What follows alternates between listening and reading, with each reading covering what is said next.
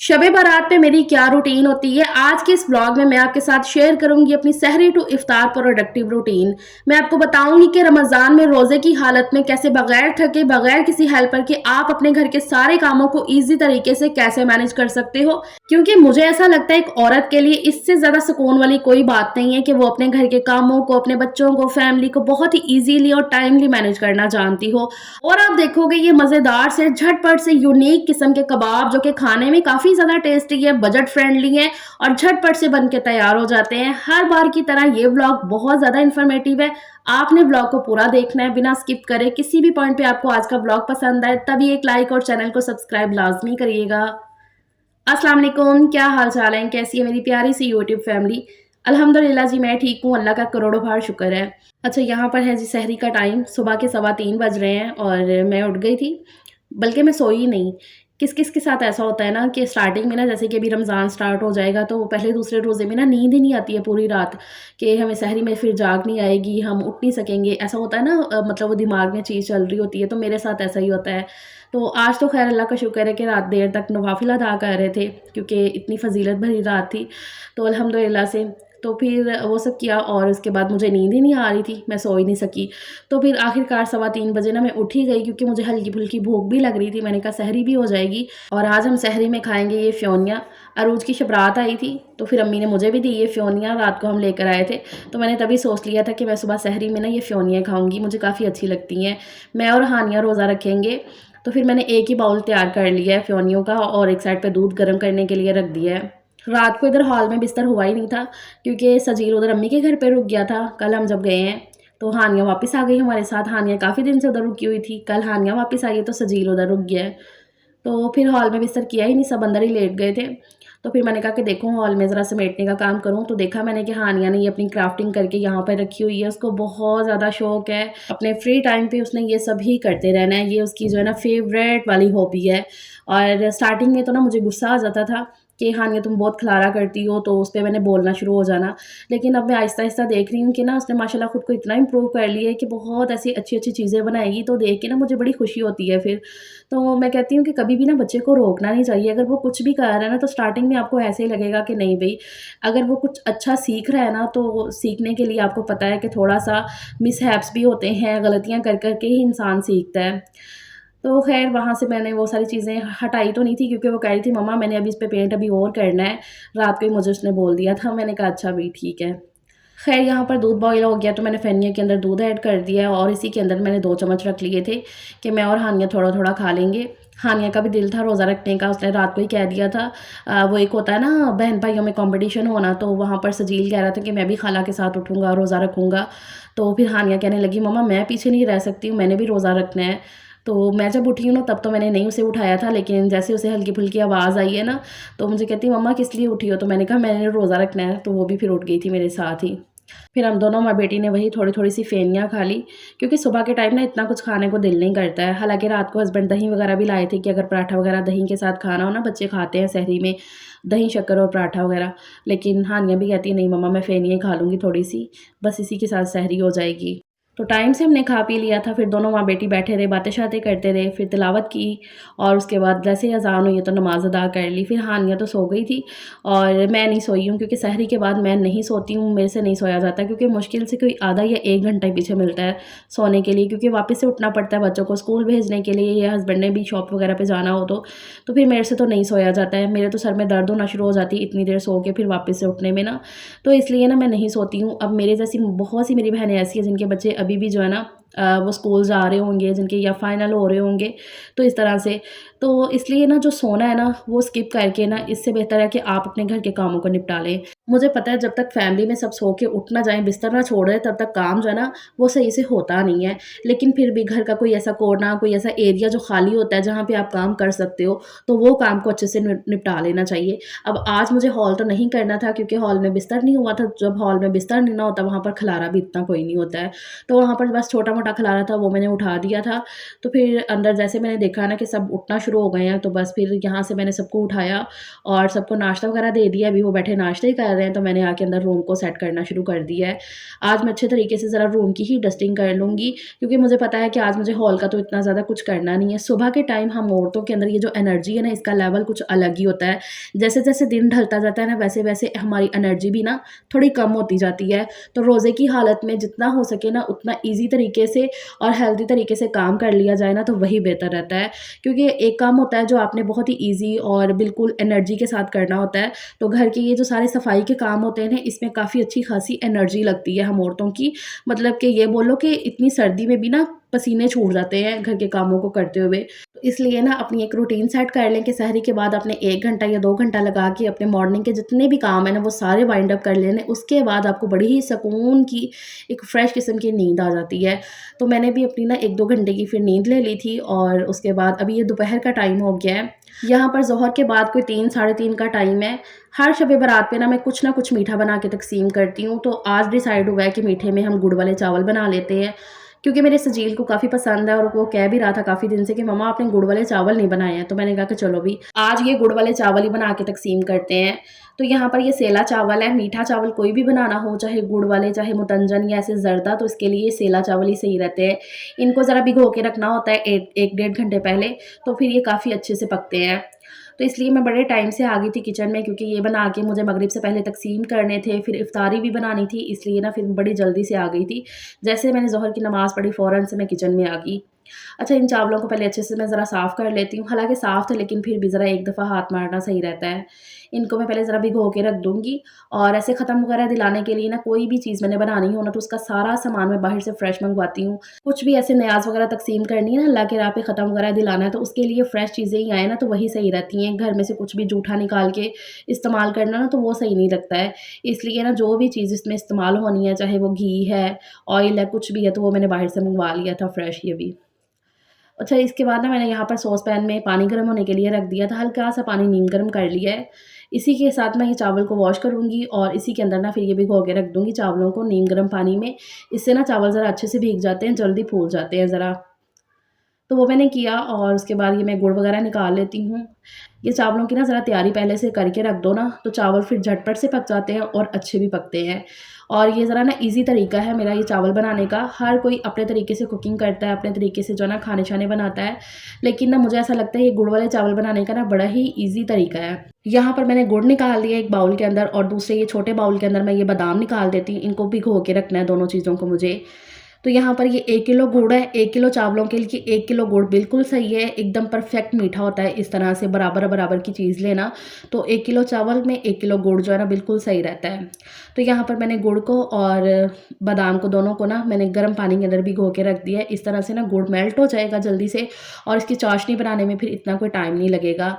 तो इस तरह से मैंने भिगो के रख दिया है और वहाँ पर बादाम को भी भिगो दिया ताकि उनका छिलका अच्छे से रिमूव हो जाए जल्दी से। अब ये चावलों को मुझे बॉईल करना है, तो इसके लिए मैंने पतीले में ये पानी चढ़ा दिया है। पानी जब अच्छे से गर्म हो गया है, तो फिर इसमें मैं ये भीगे हुए चावल ऐड कर दूँगी। चावलों को आज मैंने ज़्यादा टाइम तक नहीं भिगाया था, मुश्किल से कोई आधा घंटा ये भीगे रहे हैं। क्योंकि मगरिब से पहले मुझे ये बना के तक़सीम करना था, तो फिर मुझे ये था कि लेट ना हो जाए। इफ्तारी की भी तैयारी करनी थी उसके बाद, इसलिए। यहाँ पर मैंने ये सारे चावल इसमें ऐड कर दिए, मिक्स कर दूँगी और उसे पकने के लिए, बॉयल होने के लिए मैंने छोड़ दिया है। वहाँ पर जब तक चावल बॉयल हो रहे हैं, यहाँ पर मैंने बादाम का छिलका उतार लिया है, इनको काट के रख दिया साइड पे और उसके बाद जो मुझे बनाने हैं इफ्तार के लिए ये कबाब, उनकी तैयारी करने लग गई हूँ। ये बहुत ही झटपट से बन जाते हैं, इसीलिए ना ये मैंने बनाने का आज सोचा था, क्योंकि इनको बनाने में इतना कोई टाइम नहीं लगता, कोई ज़्यादा तामझाम नहीं करना पड़ता। तो आज मेरे पास काफ़ी काम था, मैंने पहले ही प्लान कर लिया था कि चलो आज मैं ये कबाब बना लूँगी, फटाफट से बन जाएँगे। ये प्लानिंग जो है ना वो बहुत ज़्यादा ज़रूरी होती है, सारी चीज़ों को बहुत ही अच्छे तरीके से करने में, ताकि टाइम से सब कुछ हो जाए और अच्छा भी लगे खाने में। कुछ भी जो है ना ऐसे भी ना हो, कुछ यूनिक चीज़ें हो और जितनी कॉम्प्लिकेटेड चीज़ें होंगी ना कि हाँ भई इतनी लंबी चौड़ी रेसिपीज़ उठा के ले लो ना, तो एक तो अच्छे खासे पैसे भी उसमें लग जाते हैं और टाइम भी काफ़ी ज़्यादा उसमें लग जाता है। तो कभी-कभी के लिए तो वो चीज़ें सही रहती है, लेकिन हाँ, जब आपके पास टाइम, आपको पता है कि काम भी काफ़ी ज़्यादा, तो उसमें जो चीज़ें हैं ना, वो फटाफट से जितनी हो जाएँ उतनी ही सही रहती हैं। थोड़ी बहुत तैयारी तो मैंने पहले करके रखी होती है, जैसे कि धनिया और सब्ज़ मिर्चों को मैंने पहले से तैयार करके रखा हुआ था, तो वो मैंने निकाल के उनको धोकर उनकी कटिंग कर ली है। तब तक यहाँ पर मैंने देखा कि चावल बॉईल हो चुके हैं, बिल्कुल इनको पूरा प्रॉपर कुक कर लेना है। सेला चावल के अंदर कनी बिल्कुल नहीं रखनी है, इनको पूरा जो है ना कुक करके तो फिर मैंने यहाँ पर इनको स्ट्रेन कर लिया है टोकरी के अंदर। इसी पतीले को वापस से मैंने चूल्हे पर चढ़ा दिया है और इसके अंदर मैं अभी ऑयल ऐड कर दूँगी। घी भी ऐड कर सकते हो, लेकिन आज मैं ऑयल ऐड कर रही हूँ क्योंकि सर्दी है ना, तो फिर ये चावल ज़रा सी देर भी पड़े रहेंगे ना तो वो ठंडे होने लगेंगे, घी ऐसे जम सा जाता है, तो ऑयल में सही रहते हैं फिर ना इस मौसम में। तो इसलिए मैंने अभी ऑयल ऐड कर लिया अपने हिसाब से। इसमें ऑयल भी मैंने फ्रेश ही मंगवाया था, हालाँकि पहले से ऑयल की बोतल के अंदर ऑयल था, लेकिन मैंने बताया ना कि मैं नियाज़ तक़सीम करने के लिए ना सारी चीज़ें फ्रेश यूज़ करती हूँ, कुछ भी जूठा ना हो। अच्छा, यहाँ पर मैंने जो है ना ऑयल अच्छे से गरम कर लिया, फिर इसके अंदर जो मैंने बादाम काट के रखे थे ना थोड़े से वो ऐड कर दिए हैं, और बाकी ये जो गुड़ मैंने भिगो के रखा हुआ था, अभी ये सारा तो मेल्ट नहीं हुआ है, तो इसको अभी मैंने पूरा छान लिया है और बाकी का ऐसे मैं इसके अंदर डाल देती हूँ और अच्छे से इसको पकने के लिए मैं छोड़ दूँगी। इसकी चाश पूरी बन के तैयार हो जाएगी, गुड़ अच्छे से इसके अंदर मेल्ट हो जाएगा और पहले से ये भिगो के रखा हुआ है ना, तो अब ज़्यादा कोई टाइम नहीं लगना है इसको। बिल्कुल भी ये मेल्ट हो जाए, मतलब कि जितनी देर इसको भिगो के रखोगे ना उतना जल्दी ये मेल्ट हो जाएगा। मैं अगर और जल्दी से भिगो देती तो उतना ही जल्दी ये मेल्ट हो जाता। लेकिन फ़िलहाल उसे मैंने पकने के लिए रख दिया चाशनी को। जब तक चाशनी बन रही है ना, मैंने कहा कि चलो कबाब बना के तैयार कर लेते हैं। अच्छा, यहाँ पर मैंने ब्रेड के स्लाइस ले लिए हैं, ये 4 ब्रेड के स्लाइस हैं। ये बाउल के अंदर मैंने रखे हैं और इसके ऊपर से इस तरह से मैंने पानी डाल दिया है। मतलब कि ना ब्रेड को अच्छे से गीला करना है, तो थोड़ा-थोड़ा करके मैंने पानी डाला है। बहुत ज़्यादा भी इसमें पानी नहीं ऐड करना है और कम भी नहीं पानी होना चाहिए। मतलब कि इतना कि जितना जो ब्रेड है ना वो बिल्कुल गीली हो जाए, गीली होके एकदम सॉफ्ट हो जाए। इस तरह से ना इसमें थोड़ा-थोड़ा करके पानी ऐड करना है, बहुत ज़्यादा पानी में भी डिप नहीं कर देना है।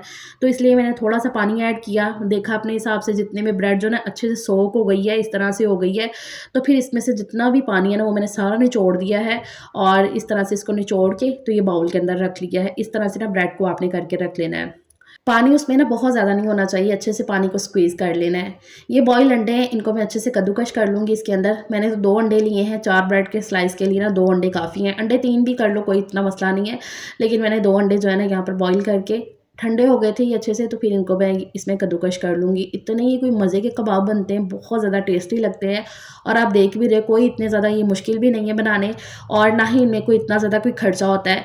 मेरे व्लॉग्स में आपको बहुत ज़्यादा कोई एक्सपेंसिव चीज़ें नहीं मिलेंगी। जो मैं चीज़ यूज़ करती हूँ, जो मेरे घर में मैं अच्छे से अफ़ोर्ड कर सकती हूँ, मैं वही चीज़ें बनाती हूँ और वही आपके साथ मैं शेयर करती हूँ।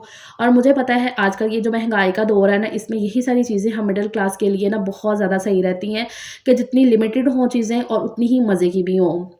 तो यहाँ पर मैंने कद्दूकश कर लिए 2 अंडे और जो प्याज और धनिया और 1 सब्ज़ मिर्च को मैंने चॉप करके रखा हुआ था वो ऐड कर दिया और साथ में इसमें मैंने कॉर्नफ्लोर 2-3 चम्मच और इसमें मैंने काली मिर्च का पाउडर, कुटी लाल मिर्च और नमक, सिर्फ़ यही 3 स्पाइसेस ऐड करके तो मैंने रख दिया है। तब तक यहाँ पर मैंने देखा कि चाशनी बिल्कुल तैयार हो गई है, गुड़ अच्छे से मेल्ट हो गया है, चाशनी मतलब कि पक चुकी है और इस चाशनी को ना बहुत ज़्यादा भी नहीं पकाना है। इस टाइम पे बड़ा ध्यान रखना होता है कि अगर चाशनी ज़्यादा पक जाए, थोड़ी गाढ़ी हो जाए ना ये गुड़ की चाशनी, तो फिर चावल जो ना एकदम सख्त हो जाते हैं, खाने में वो ऐसे बिल्कुल हार्ड लगते हैं। तो इस टाइम पे ना ये बड़ा ध्यान रखना होता है। तो जैसे गुड़ इसके अंदर मेल्ट हो गया, चाशनी ज़रा अच्छी सी पक गई है ना, फिर इसमें ये बॉयल किए हुए चावल ऐड कर दिए हैं। अच्छे से मिक्स करने के बाद ऊपर से भी ना मैंने 3-4 चम्मच ऑयल डाल दिए, इससे ना बड़े खिले-खिले चावल रहते हैं। और आँच इसकी बिल्कुल मैंने मीडियम से कम कर दी है। इसी आँच पे ना इसको अच्छे से दम लगा लूँगी मैं। उसके बाद यहाँ पर ये जो कबाब का सारा मैंने तैयार करके रखा हुआ था ना, अब इसकी मिक्सिंग कर लेते हैं अच्छे तरीके से। मिक्सिंग हो जाएगी इसकी, तो ये कबाब का मसाला जो है ना मटीरियल रेडी हो गया है। अब इसको सिर्फ शेप देनी बाकी है, तो वो शेप अपने हिसाब से जो आपका दिल करता है ना, जैसी शेप आप बनाना चाहो वो दे सकते हो। मैंने तो वही जो मुझे कन्वीनियंट लगती है गोल शेप, मतलब कि टिक्की की शेप मैंने दे ली थी यहाँ पर। तो इतने से मटीरियल से ना आपके 7 से 8 आप देख लो कितने कबाब जो है ना वो बन के तैयार हो जाएंगे। तो मेरी फैमिली के लिए तो ये बिल्कुल इनफ है अल्हम्दुलिल्लाह। तो यहाँ पर मैं ना इनको अब बना के रख लेती हूँ उनकी शेप दे के। सजील आज घर पे था नहीं, वो अपनी नानों के घर पे था, वहीं पे उसने इफ्तारी करनी थी।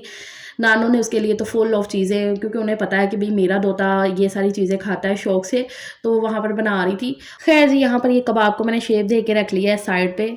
शाम का टाइम हो गया था, पूरे 5 बज गए थे, तो ये मैं पर्दे हटा देती हूँ। शाम के टाइम ना मैं पर्दे वगैरह सारे साइड पे करके दरवाज़े पूरे खोल देती हूँ।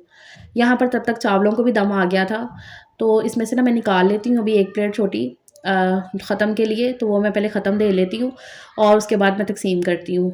यहाँ पर मैंने 1 ग्लास दूध ले लिया है ख़त्म दिलाने के लिए और साथ में ये चावल रख लिए हैं ट्रे के अंदर। इसी तरह से ना हर साल मैं ऐसे ख़त्म दिलाती हूँ, चाहे शब रात हो, 27वीं की रात हो। तो इस तरह से ना मैंने ये ट्रे रेडी कर लिया। अब मैं असर की नमाज़ पहले पढ़ लेती हूँ और उसके बाद मैं ख़त्म दिलाती हूँ और फिर ये चावल तक़सीम करूँगी। ख़त्म दिलाने के बाद यही वाले चावल जो है ना मैं वापस से पतीली के अंदर डाल दूँगी। इनको अच्छे तरीके से मिक्स कर दूँगी इसके अंदर और ये जो दूध है ना ग्लास के अंदर ये भी मैं वापस से दूध वाली पतीली जो है ना उसमें डाल दूँगी ताकि सब जो है ना मिल के पी लेंगे हम ये। तो चावल दोबारा से मिक्स करने के बाद यहाँ पर मैंने प्लेट्स में निकाल लिए हैं। अब मैं घरों में भेज दूँगी सबको। मैं बच्चों को भी तक़सीम कर देती हूँ लेकिन ना बच्चों को तक़सीम करते हुए थोड़ा लेट हो जाना था तो इसलिए ना फिर मैंने सबके घरों में भेज दिए।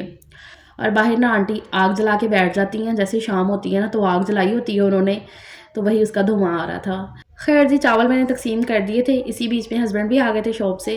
उन्हें मैं कह रही थी कि फिर आप ऐसा करो कबाब फ्राई कर दो, तो मुझे कहते हैं कि तुमने वीडियो बनानी होगी, कोई शॉट लेना होगा। मैंने कहा हाँ ये भी है, तो फिर इसलिए मैंने कहा कि चलो वेट कर लेते, मैं आके कर लेती हूँ, फटाफट से हो जाएंगे, इनमें कोई टाइम नहीं लगता है। तो फिर यहाँ पर आके मैंने ये फ्राई पैन के अंदर थोड़ा सा ऑयल डाल लिया था, बहुत ज़्यादा ऑयल में भी ये फ्राई नहीं होते हैं। तो थोड़े से ऑयल को मैंने गरम कर लिया और इसके अंदर ये कबाब को मैं फ्राई कर लूँगी। एक ही बैच में ये सारे फ्राई हो गए थे क्योंकि इतने ज़्यादा तो ये थे ही नहीं। अल्लाह का शुक्र है अल्हम्दुलिल्लाह से इस तरह से हमारी ये सारी इफ्तारी तैयार हो गई थी। गुड़ के चावल है ये वाले और साथ में मैंने दूध ठंडा कर लिया था, मतलब कि दूध तो फ्रिज का ही था, उसमें सिर्फ चीनी मैंने मिक्स कर ली थी। ये हो जाएगा और साथ में ये कबाब। सिंपल सादा सी हमारी इफ्तारी लेकिन बहुत ज़्यादा मज़े की अल्हम्दुलिल्लाह से। सो दैट्स इट, ये आज का व्लॉग है। उम्मीद करूँगी कि आपको अच्छा लगा होगा। ये कबाब की रेसिपी को लाज़मी ट्राई करिएगा। अपना बहुत सा ख़्याल रखिएगा। Take care. अल्लाह हाफ़िज़।